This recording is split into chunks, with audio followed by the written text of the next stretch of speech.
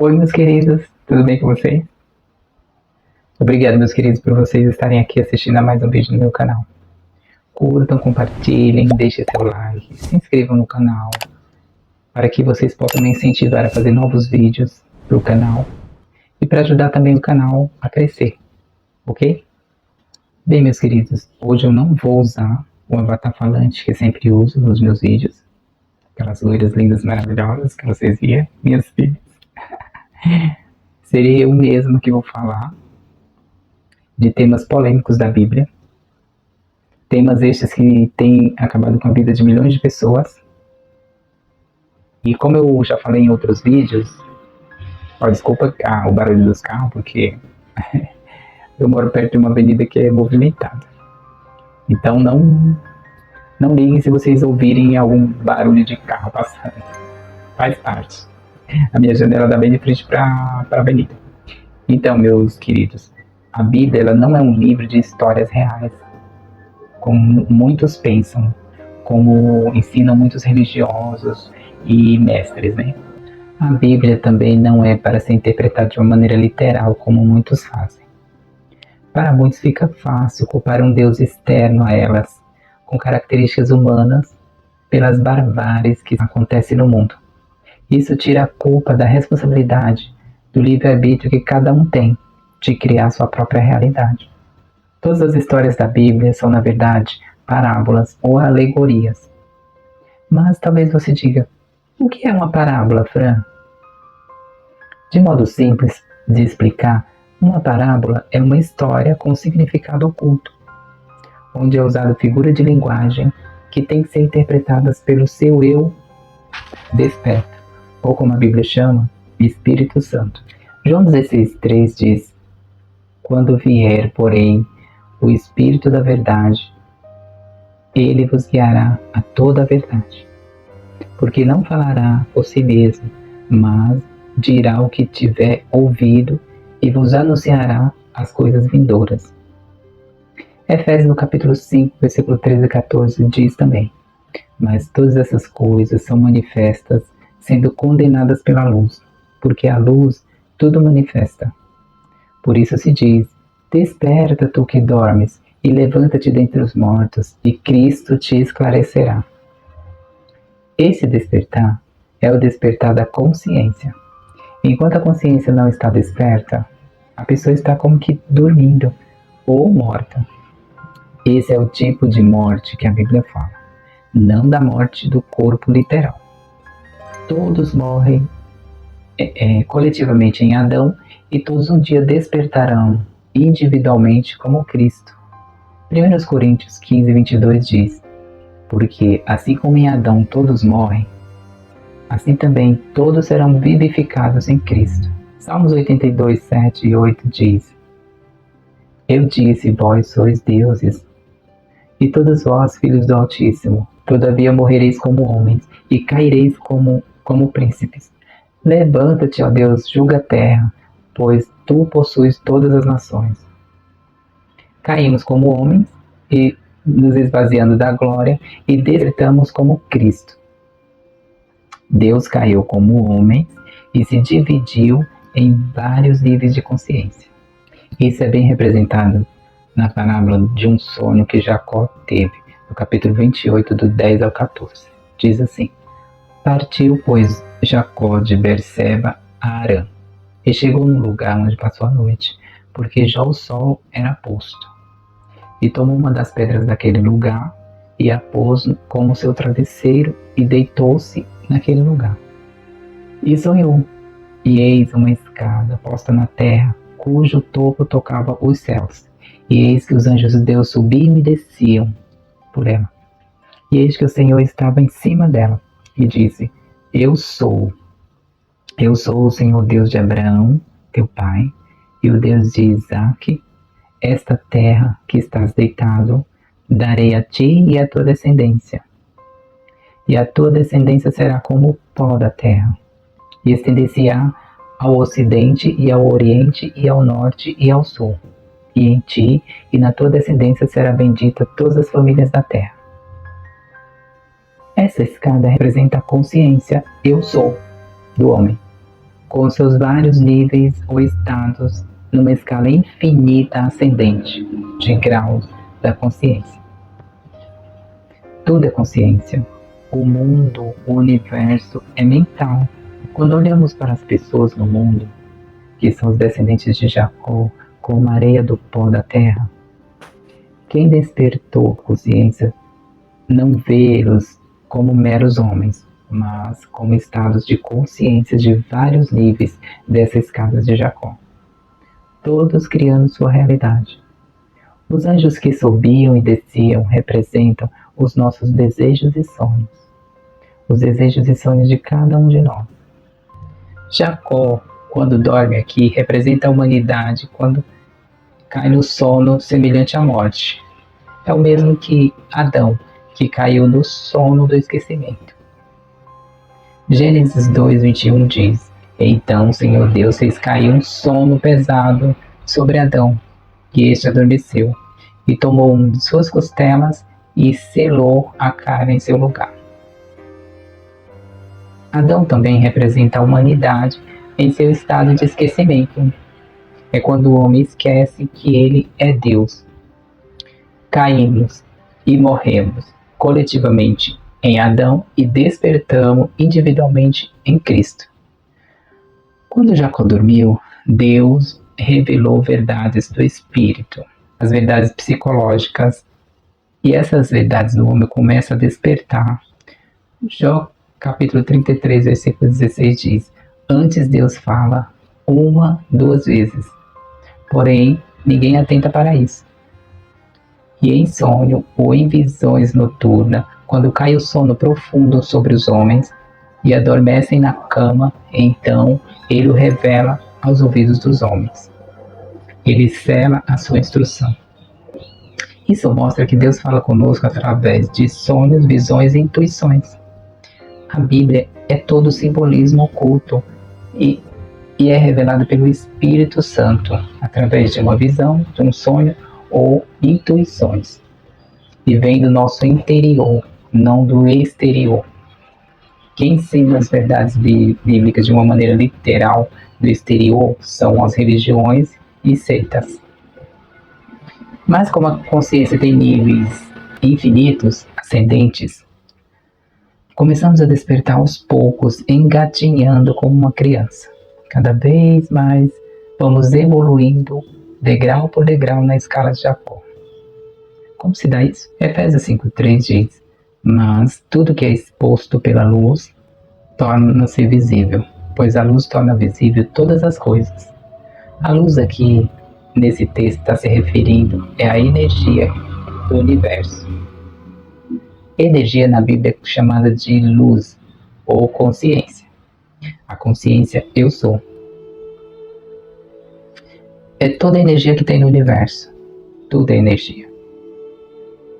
Ela torna visível todas as coisas que existem no nosso mundo. Ou seja, tudo já existe.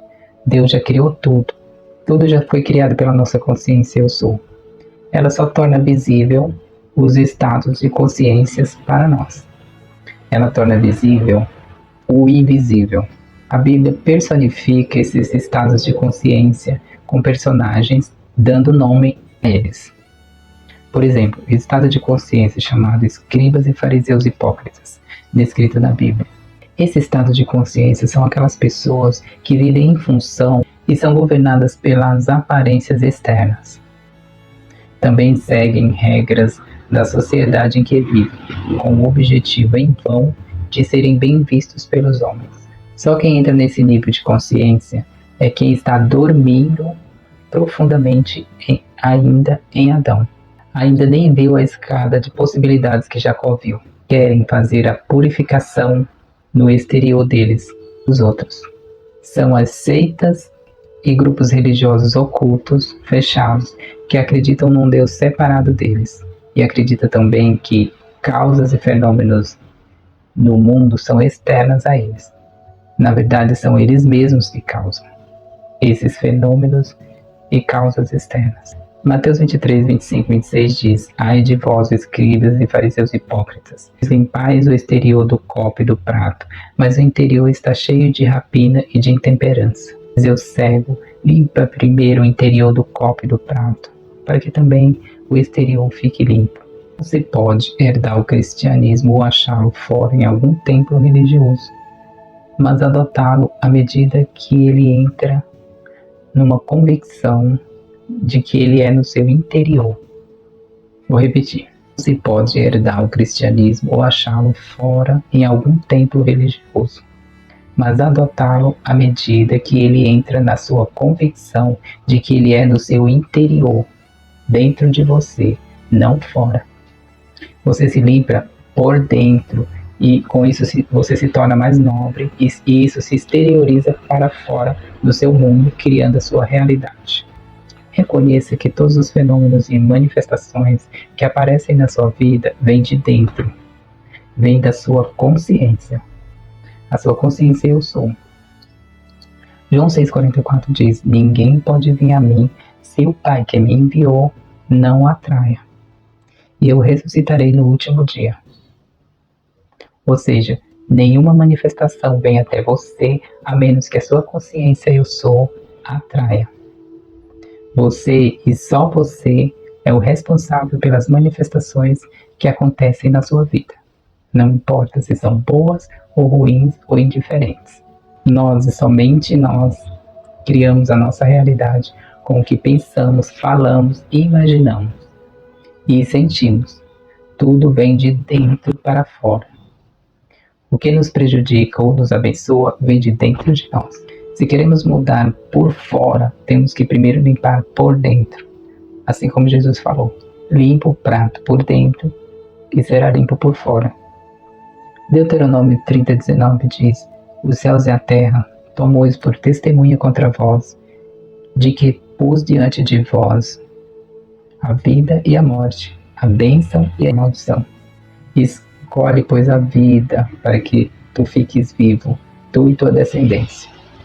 Deuteronômio 11:26 diz: eis que hoje ponho diante de vós a bênção e a maldição. Esses textos vêm mostrando que nós podemos criar uma realidade de bênçãos ou de maldição e que nós causamos a nossa própria morte com as nossas escolhas. João 10:18 diz: ninguém tira a minha vida, mas eu de mim mesmo a dou. Tenho poder para dar e poder para tomá-la de volta. Este mandamento eu recebi de meu pai. Eu fui uma testemunha de Jeová. Eu fui de uma seita chamada Testemunha de Jeová. Fui testemunha de Jeová desde bem jovem, dos 12 anos até os meus 45 anos. Eu achava que esse grupo religioso controlador era a verdade imutável e que não existia outra verdade. Mas agora eu vejo que caí no estado de consciência dos fariseus. E por isso eu não culpo mais ninguém por ter passado por tudo que eu passei lá dentro. Porque agora eu vejo que eu mesma me coloquei nesse estado. Eu vou explicar por quê. O sentimento de culpa nos faz cair no estado como a seita dos fariseus. Isso aconteceu comigo. Vou contar um pouco da minha história.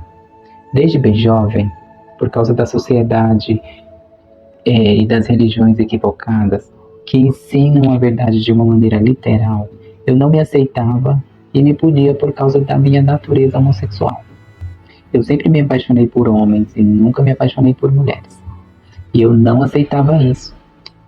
E por isso resolvi estudar a Bíblia com as testemunhas de Jeová, para vencer essa minha natureza. Mas, como dito, é a natureza. Você não pode mudar nem ir contra a natureza, porque a natureza segue o curso. Tive várias recaídas, tentei me apaixonar por mulheres dentro da organização, não consegui. Fui desassociada 2 vezes. E para quem não conhece a desassociação, é quando um membro batizado da seita é cortado do contato com os outros membros dentro da organização. Da primeira vez que eu fui desassociada, eu passei 1 ano indo nas reuniões deles sem que ninguém falasse comigo. Me sentia um leproso, um impuro, porque ninguém falava comigo, era proibido. Da segunda vez, passei 6 anos indo sem ninguém falar comigo também. 6 anos. Era horrível. Falava com os anciãos, como são chamados os pastores lá dentro da seita, através de cartas. Era muito humilhante. Fui julgada 2 vezes por eles, por um grupo fechado de homens chamado Comissão Judicativa. Me senti como o próprio Cristo quando foi julgado às escondidas. Por causa da minha conduta já estar de acordo com os padrões deles, fui readmitida novamente. Essa seita é como uma grande empresa. Ela demite, ou seja, ela manda embora quando não se encaixa nos seus interesses, e se a pessoa se ajustar de novo com os padrões deles, é novamente readmitida. Na verdade, essa organização é uma grande empresa americana de bíblias e tratados chamada Torre de Vigia. Mas agora eu entendo por que eu caí nesse estado de consciência. Todos esses estados de consciência descritos na Bíblia são personificados e sempre existirão, são estados eternos das quais podem cair a alma humana. Esses estados, simbolizados por escribas e fariseus, são aquelas pessoas que, além de serem governadas por as aparências externas, seguem regras e costumes da sociedade em que vivem. Eles também entendem as verdades bíblicas de uma maneira literal, não simbólica. Na Bíblia, essas verdades literais são simbolizadas pela pedra. Vemos na parábola que antes de Jacó ver a escada no sonho, ele pegou uma pedra e a fez de travesseiro, mostrando que ele já tinha aprendido essas verdades literais. Mas conforme ele foi despertando do sonho, ele viu a escada que representa a consciência com seus vários níveis. No meu caso também, conforme eu fui demitida da Testemunha de Jeová pela segunda vez, como condenada por eles à destruição eterna, porque isso é o que acontece com quem é desassociado pela seita. O mundo da pessoa desaba. Eu já me sentia condenada. Eu não entendia por que um Deus que é amor criaria pessoas iguais a mim só para destruí-las. Eu estava sem chão. O futuro era incerto para mim. E ao mesmo tempo eu amava a palavra de Deus, mesmo sabendo que ela me condenava. Mas foi aí que aconteceu um milagre. 1 Coríntios 12:3 diz: Eu lhes afirmo que ninguém que fala por Espírito de Deus diz, Jesus seja amaldiçoado. Ninguém pode dizer, Jesus é Senhor, a não ser pelo Espírito Santo. O que esse texto quer dizer? Que ninguém na face da terra sabe as verdades da palavra de Deus, a não ser que o Espírito Santo revele a verdade dentro da pessoa. João 16:7 diz: Todavia digo-vos a verdade, que vos convém que eu vá, porque se eu não for, o Consolador não virá a vós. Mas quando eu for, eu vos enviarei a vocês. Mas quem é o Espírito Santo? Não esqueça dessas palavras. O remetente e o enviado são um só. João 12:45 diz: E quem vê a mim, vê também aquele que me enviou. João 16:28 diz: Saí do Pai e vim ao mundo, outra vez deixo o mundo e volto para o Pai. É necessário que eu vá. Se eu não for, o ajudador não poderá vir. Irei desaparecer fisicamente. Quem está dizendo essas palavras? Quem está dizendo essas palavras não é um homem chamado Jesus que vocês pensam que viveu há mais de 2000 anos atrás, mas o seu conceito sobre ele, de um homem externo a você, ou verdades literais que vocês aprenderam dos escribas e fariseus hipócritas. A Bíblia não é um livro de história literal, mas é um drama psicológico que acontece na mente do homem. Mas precisamos passar por esses estados de consciência e aprender as verdades literais, porque quando essas verdades nos decepcionarem, como aconteceu comigo, e perdermos o chão, daí virá o ajudador para nos consolar, o Espírito da verdade em nosso auxílio. Quando eu me senti condenada, o meu mundo desabou. Eu não sabia para onde me virar. Eu não tinha Deus então. Eu não tinha nada a quem pudesse recorrer ou me agarrar. E um grande vazio se apoderou de mim naquele momento, e tudo isso durante a pandemia. Foi aí que me apareceu um vídeo sobre os ensinamentos do Neville Goddard. Ele me ajudou a despertar do sono em que eu estava. E eu vim a entender que a Bíblia não é um livro de história secular, mas é um livro de parábolas.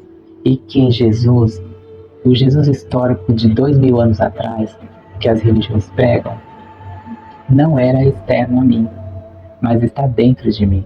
É a minha própria imaginação maravilhosa. João 16, 6 e 7 diz: agora seus corações estão angustiados. Embora eu tenha dito que devo ir embora, vocês estão tristes. Mas se eu não for, o Espírito da verdade não poderá vir até vocês. Mas se eu for, eu vou-lo enviarei, porque vou embora para o Pai, porque eu e o Pai somos um.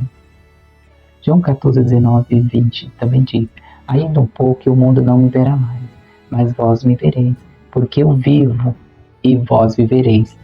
Naquele dia conhecereis que estou no meu Pai e vós em mim e eu em vós. Aqui já diz tudo esses textos, que Jesus fala que o Pai está nele, que ele está no Pai, e que Jesus está em nós, em vós. Lucas 24, 31 e 32 também diz: abriram-se então os olhos e o conheceram, e ele desapareceu-lhes. E disseram um para o outro: porventura não ardia em nós, no nosso coração, quando pelo caminho nos falava, enquanto abria as Escrituras? Quando finalmente você perde todos os conceitos externos de Deus e você começa a despertar, então o Espírito vem e o Espírito se revela dentro de você como você, e então você saberá a verdade da história cristã. Quem me ajudou a despertar foi o Neville Goddard, quando o meu mundo desabou diante dos meus pés. E eu testei a verdade que aprendi dele e provei que Jesus Cristo está em mim. Ele e o Espírito Santo são um só. E ele é minha própria imaginação maravilhosa que cria a minha realidade.